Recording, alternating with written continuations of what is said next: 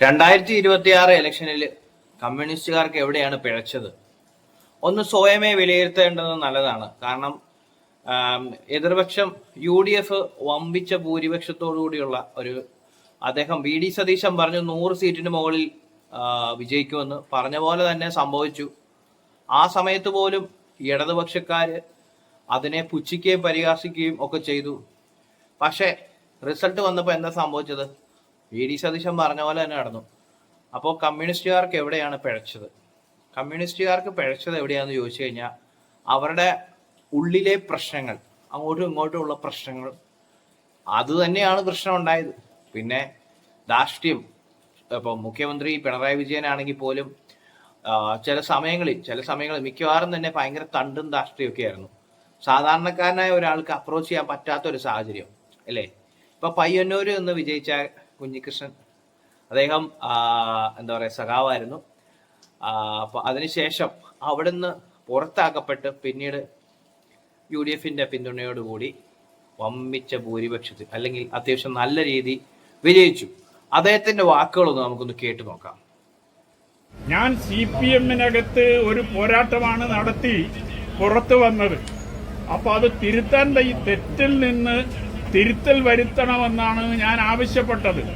Communist പാർട്ടിക്കകത്തുണ്ടാകുന്ന അപജയങ്ങൾ ഇല്ലാതാക്കാൻ കഴിയണമെന്നതാണ് ഞാൻ ആവശ്യപ്പെട്ടത്. അതുകൊണ്ട് തന്നെ ആ തെറ്റ് തിരുത്തിക്കുന്നതിന് വേണ്ടിയുള്ള അണികളുടെ ഒരു വികാരമാണ് ഈ തെരഞ്ഞെടുപ്പ് വിജയത്തിൽ പ്രതിഫലിച്ചിട്ടുള്ളത് എന്നതുകൂടി നമുക്ക് കാണാൻ സാധിക്കുന്നതാണ്. അതുകൊണ്ട് കേരളത്തിലെ CPM നേതൃത്വം തിരുത്തൽ വരുത്തേണ്ടുന്ന കാര്യങ്ങളിൽ തിരുത്തൽ വരുത്തി മുന്നോട്ട് പോകാൻ ഈ തെരഞ്ഞെടുപ്പ് അവരെ പ്രേരിപ്പിക്കും എന്നാണ് ഞാൻ വിശ്വസിക്കുന്നത്. അദ്ദേഹം പറയുന്നുണ്ട്, ഞാനൊരു കമ്മ്യൂണിസ്റ്റുകാരനാന്നുള്ള കാര്യം വ്യക്തമായിട്ട് അദ്ദേഹം പറയുന്നുണ്ട്. അദ്ദേഹം ജയത്തിന് ശേഷം അദ്ദേഹം സംസാരിച്ച് തീരുമാനം പറയുന്നുണ്ട്, എൻ്റെ ഉള്ളിൽ കമ്മ്യൂണിസമാണ്, പക്ഷെ അതിനുള്ളിൽ CPM, അതായത് അവരുടെ ഒരു പ്രത്യയശാസ്ത്രത്തിന് കൊള്ളത്തില്ലാത്ത രീതിയിൽ പ്രവർത്തിച്ചുകൊണ്ടിരുന്ന CPM-ലെ ആളുകൾക്കെതിരെ പോരാടി അവസാനം പുറത്താക്കപ്പെടേണ്ടി വന്നതുകൊണ്ട് അദ്ദേഹത്തിന് അതിനെതിരെ ഒരു ശക്തമായ ഒരു പോരാട്ടം നടത്താൻ വേണ്ടി അദ്ദേഹത്തിന് മത്സരിക്കേണ്ടി വന്നു. UDFന്റെ പിന്തുണ ലഭിച്ചു. അപ്പൊ അങ്ങനെ അദ്ദേഹം ജയിച്ചപ്പോൾ വോട്ട് കുത്തിയത് ആരാണ്? സഖാക്കന്മാര് തന്നെയാണ് അദ്ദേഹത്തിന് വോട്ട് കുത്തി ജയിപ്പിച്ചത്. മറ്റുള്ളവരുടെ വോട്ടും ഉണ്ട്. പക്ഷെ എന്തായാലും LDF കോട്ടയിൽ നിന്ന് തന്നെയാണ് അദ്ദേഹത്തിന് വോട്ട് ലഭിച്ചത്. അപ്പൊ അതിൽ നിന്ന് തന്നെ നമുക്ക് മനസ്സിലാവുന്ന ഒരു കാര്യമാണ്, ഇടതുപക്ഷത്തെ നേതാക്കളോട് അതൃപ്തിയുള്ള ആളുകൾ ഒരുപാടുണ്ടായിരുന്നു. അതിന്റെ ഒരു തെളിച്ചമാണ്, അതിന്റെ ഒരു നേർക്കാഴ്ചയാണ് ഇത്തവണത്തെ ഇലക്ഷനിൽ ഇടതുപക്ഷം തകർന്നടിഞ്ഞു പോയത്. ഇടതുപക്ഷത്തെ ഒരുപാട് വോട്ടുകൾ ഇവിടെ വന്നു. ഇടതുപക്ഷത്തിന്റെ കോട്ടയായ സ്ഥലങ്ങളിൽ പോലും വലതുപക്ഷം UDFന്റെ സ്ഥാനാർത്ഥികൾ ജയിച്ചു. അപ്പോൾ അങ്ങനെയൊക്കെ കുറെ സംഭവങ്ങൾ നടക്കുമ്പോൾ, അതായത് ഒരു പാർട്ടിയിൽ വിശ്വാസം ജനങ്ങൾക്ക് നഷ്ടപ്പെട്ട് കഴിയുമ്പോൾ അവര് ആ പാർട്ടിക്കുള്ളിലെ പ്രശ്നങ്ങൾ മാറുവാൻ, അല്ലെ പാർട്ടിക്കുള്ളിലുള്ളവർ മനസ്സിലാക്കുവാൻ വേണ്ടിയിട്ട് അവരുടെ ഉള്ളിൽ, ഇപ്പൊ വോട്ട് കുത്തിയവരുടെ ഉള്ളിലും കമ്മ്യൂണിസമാണ്, അവർ യഥാർത്ഥ കമ്മ്യൂണിസ്റ്റുകാരായിരിക്കും. പക്ഷെ അവർ കാണുന്ന കാഴ്ച, അവരുടെ കൂടെയുള്ള നേതാക്കന്മാര് അല്ലെങ്കിൽ ചെയ്യുന്ന കാര്യങ്ങൾ നേർവഴിക്കല്ല എന്ന് കാണുമ്പോൾ പ്രതികരിക്കണം.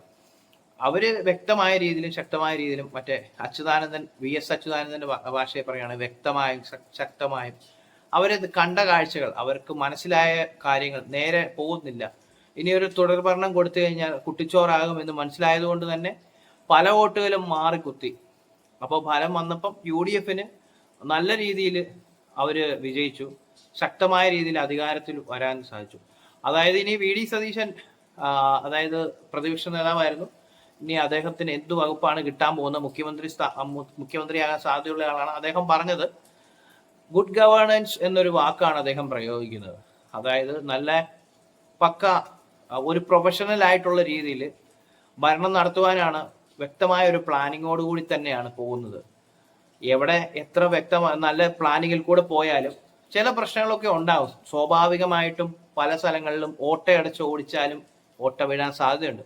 എങ്കിലും അദ്ദേഹം വ്യക്തമായിട്ടും പറയുന്നുണ്ട്, ഗുഡ് ഗവേണൻസിൽ കൂടെ നല്ല ഒരു പ്രവർത്തന രീതി തന്നെയാണ്, അതും പ്രൊഫഷണലായിട്ട് തന്നെ പോകാൻ വേണ്ടി തന്നെയാണ് പ്ലാൻ ചെയ്തിരിക്കുന്നത്.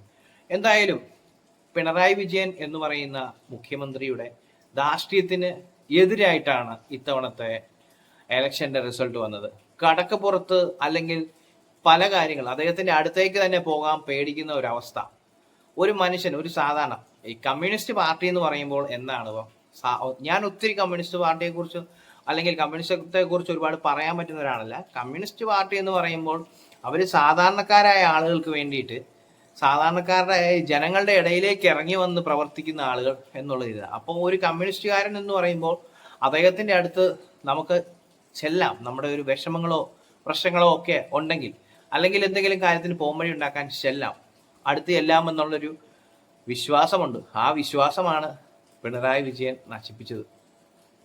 മാധ്യമപ്രവർത്തകർ, അടുത്തു വരുന്ന ആളുകൾ, അദ്ദേഹത്തിന്റെ മൂഡ് അനുസരിച്ച് അദ്ദേഹം കടക്ക് പുറത്ത് എന്ന് പറയുമായിരുന്നു. അപ്പോൾ വന്ന് അദ്ദേഹം സ്വയമേ പുറത്തേക്ക് കടക്കേണ്ട ഒരു അവസ്ഥയായിപ്പോയി. എന്തായാലും 10 കൊല്ലത്തെ ഭരണത്തിൽ പൊറുതിമുട്ടിയിട്ടാണ് ഇങ്ങനെ ഒരു മാറ്റം ഉണ്ടായത്. എന്തായാലും UDFന്റെ പ്രവർത്തനം പോലും വളരെ ശക്തമായ രീതിയിലുള്ള പ്രവർത്തനമായിരുന്നു.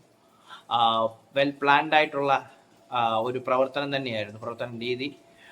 അതായത് CPMന്റെ സ്ഥലങ്ങളിൽ പോലും അവരുടെ ഇടയിലുള്ള അല്ലെങ്കിൽ ഏതെങ്കിലും നേതാക്കന്മാർക്ക് ഇങ്ങനെ വിഷയങ്ങളുണ്ട്. ഇപ്പം അമ്പലപ്പുഴയിൽ സുധാകരൻ അല്ലേ, അദ്ദേഹമൊക്കെ ശക്തനായ ഒരു CPMന്റെ ഒരു പോരാളിയായിരുന്നു. അദ്ദേഹം വളർത്തിയെടുത്ത അല്ലെങ്കിൽ അദ്ദേഹത്തിൻ്റെതായ രീതിയിൽ അദ്ദേഹം കെട്ടിപ്പടുത്തെടുത്ത ഒരു സാമ്രാജ്യമുണ്ട്. അദ്ദേഹം കോട്ട മാറിയെങ്കിൽ പോലും ആ സാമ്രാജ്യത്തിലുള്ളവർ പോലും അദ്ദേഹത്തിന്റെ കൂടത്തിൽ നിന്നു എന്നുള്ളതാണ്. ഓരോ വ്യക്തി കേന്ദ്രീകൃതമായിട്ടാണ് കാര്യങ്ങൾ നീങ്ങിയത്. ശരിക്കും CPMന്റെ പ്രവർത്തനത്തിൽ അല്ലെങ്കിൽ ഇടതുപക്ഷത്തിന്റെ പ്രവർത്തനത്തിൽ അത്ര എന്താ പറയാ, ചെയ്ത പ്രവർത്തികളൊന്നും ഓക്കെ അല്ല. അല്ലെങ്കിൽ സംസാരിക്കുന്ന രീതി, ആളുകളോ അപ്രോച്ച് ചെയ്യുന്ന രീതി, നമ്മൾ എന്തെങ്കിലും ആവശ്യത്തിന് അങ്ങോട്ട് ചെല്ലുമ്പോൾ ഈ കടക്കുപുറത്ത് പോലെയുള്ള കാര്യങ്ങൾ വരുമ്പോഴാണ് പിന്നെ അഴിമതിയുടെ കാര്യം ഇഷ്ടംപോലെ അഴിമതിയും കാര്യങ്ങളും ഒക്കെ സംഭവിച്ചിട്ടുണ്ട്. അപ്പം ഇതെല്ലാം കൂടെ കൂട്ടി വായിക്കുമ്പം ജനങ്ങൾ നേരെ തിരിയുകയാണ്.